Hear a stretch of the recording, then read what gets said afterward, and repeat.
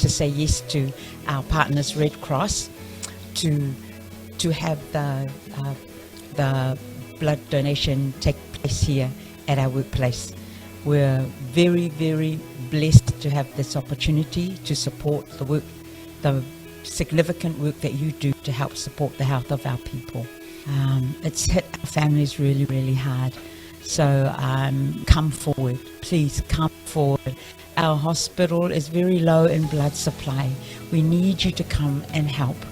And it's not only a great way to support our community, it's to ensure the future, the lives of our young children. And I pray that many of our communities will come out to donate blood so that we can support our hospital and support those who need it most. So I want to thank all those who've already come through today. Please continue to come.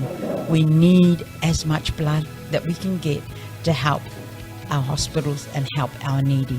So thank you.